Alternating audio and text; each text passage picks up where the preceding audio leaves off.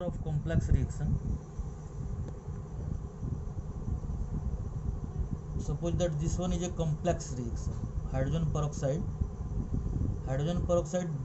breaks to give H2O plus O, but and this step is the slow step and this step is the fast. So for the order of complex reaction we take the slowest step. जो slow step है वो लेते हैं, इसलिए यदि इस reaction का हम ऑर्डर निकालेंगे तो हो जाएगा R इज इक्वल टू के H2O2, यानी कि यहाँ पर 1 है, यानी कि ऑर्डर यहाँ पर 1 है.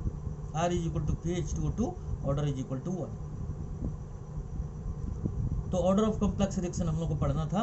उसके बाद आता है कि integrated rate law equation for zero order. Zero order के लिए इंटीग्रेटेड रेट लॉ इक्वेशन कैसे निकालते हैं फॉर जीरो ऑर्डर. ओके,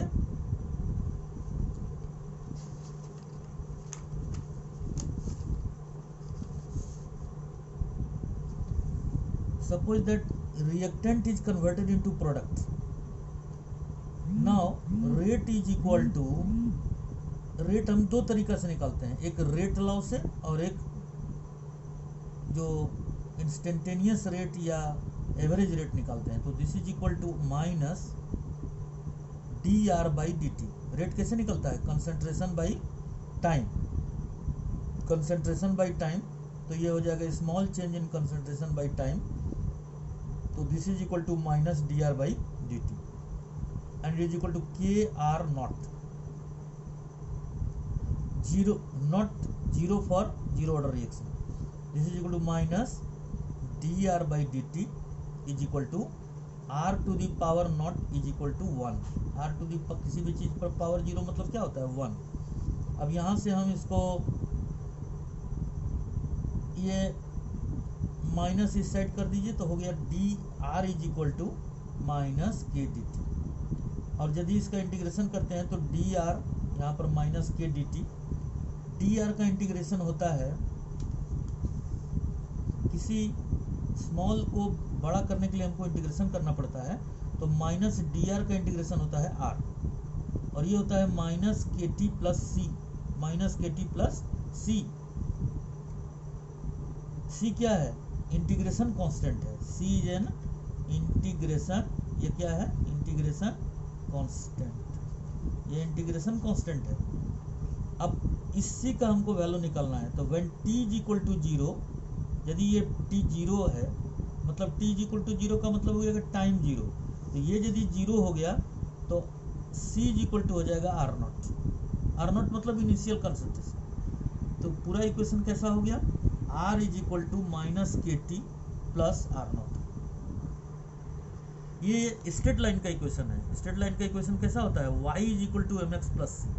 तो y के जगह पर r है, m के जगह पर माइनस के है, x प्लस सी. तो y हम किधर प्लॉट करते हैं? इस एक्सिस में y को प्लॉट करते हैं, इधर हम x को प्लॉट करते हैं, इधर x है. तो r और t के बीच जब ग्राफ खींचते हैं तो इसका जो इंटरसेप्ट है r नॉट, वो इंटरसेप्ट को बताता है, और इसका स्लोप होता है, slope is equal to m के जगह पर क्या है? माइनस के है. तो slope is equal to k is equal to minus slope, या लिख सकते हैं कि slope is equal to minus के.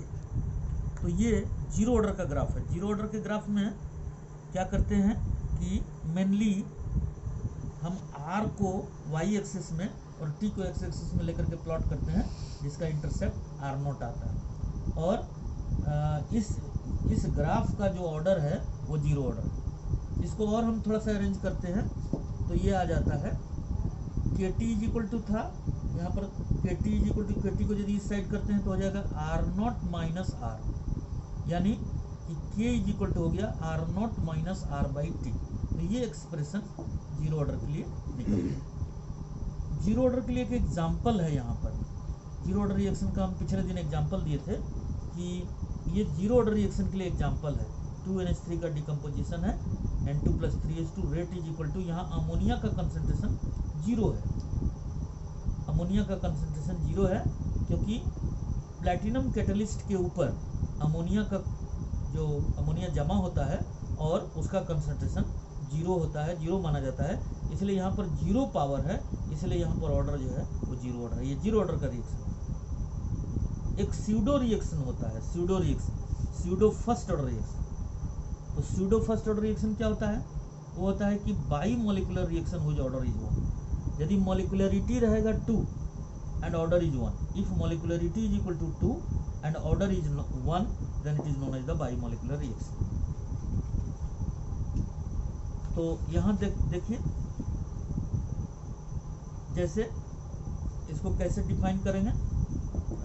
ए बाइमोलिकुलर रिएक्शन, यहाँ पर लिखा भी हुआ है कि ये bimolecular reaction whose order is 1 is called pseudo first order reaction. Pseudo first order reaction कैसे होता है?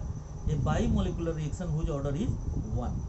तो जैसे हाइड्रोलाइसिस ऑफ ईस्टर, ये ईस्टर है, इसका हाइड्रोलाइसिस हम करवा रहे हैं, इसका नाम है ethyl acetate. Ethyl acetate, ethyl acetate. इस इथाइल एसीटेट का हम यदि हाइड्रोलाइसिस करवाते हैं तो एसिटिक एसिड और इथेनॉल बनता है। और इसका जो कंसंट्रेशन है R जो है, R is equal to K, इस पर डिपेंड करता है, इस पर, क्योंकि H2O का कंसंट्रेशन 1 होता है। इसीलिए यदि मॉलिकुलरिटी देखा जाए, इस रिएक्शन का मॉलिकुलरिटी है 2, क्योंकि 2 मॉलिक्यूल भाग ले रहा है।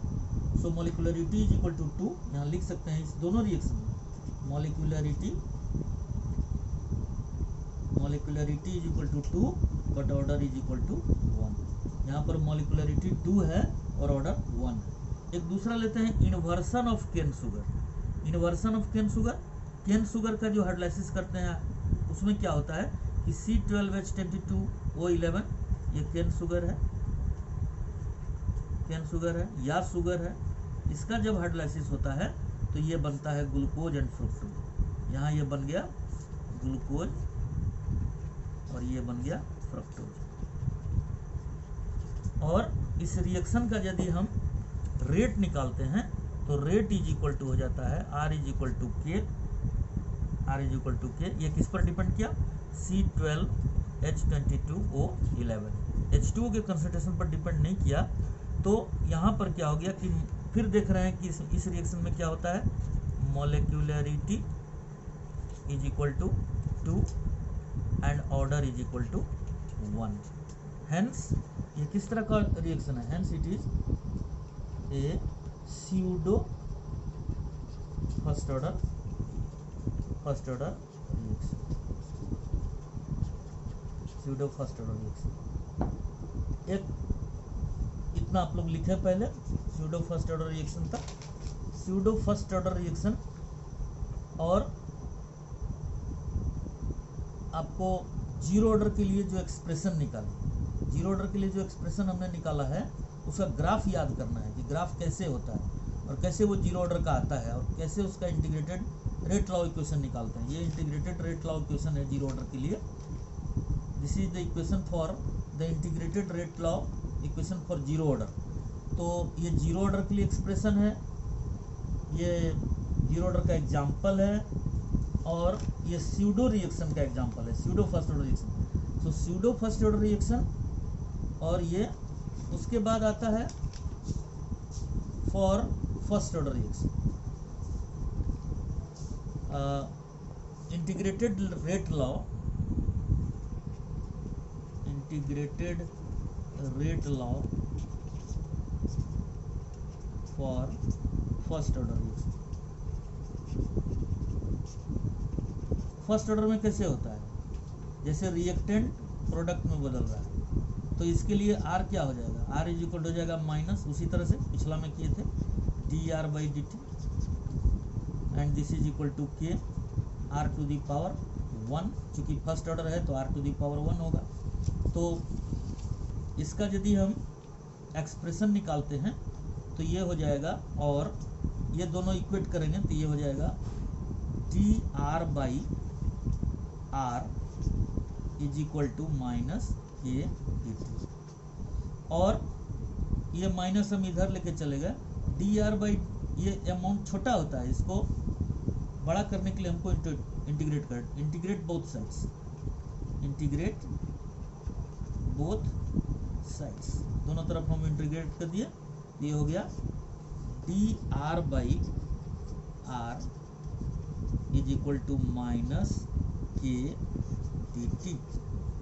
और इसका यदि हम इंटीग्रेशन निकालते हैं तो डी आर बाई आर का इंटीग्रेशन होता है, डी आर बाई आर का इंटीग्रेशन होता है mine L N R natural law, and this is equal to minus के T plus C, where C is an integration constant. सी क्या है? एक इंटीग्रेशन कांस्टेंट।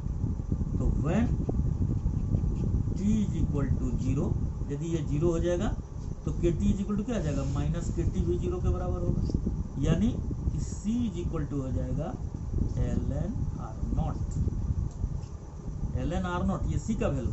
तो यदि हम के टी को इधर करते हैं, ये पूरा एक्सप्रेशन को लिखा जाए, ये हो गया L N R is equal to minus के टी और प्लस माइनस के T plus L N R not. अब यदि के टी को इस साइड करते हैं तो के टी इज इक्वल टू हो जाएगा L N R not minus L N. अब इस एक्सप्रेशन से, जैसे पिछला हम लोग जीरो ऑर्डर का निकाले थे, तो इस एक्सप्रेशन को हम यदि चेंज करेंगे और तो क्या आएगा कि k t is equal to k t is equal to k t is equal to l N R not by r, k t is equal to l N R not by r. L n को यदि log में convert करते हैं तो इसको 2.303 से गुना करना पड़ेगा, तो ये हो जाएगा k is equal to 1 by T into 2.303 into log R not by R, यानी कि rate constant k is equal to 1 by T into 2.303 into log initial concentration by final concentration, initial by final concentration. बहुत किताब में लिखा हुआ है कि k is equal to 1 by T into 2.30, यही एक्सप्रेशन को log a by a minus X, a is the initial concentration and a minus x is the concentration after time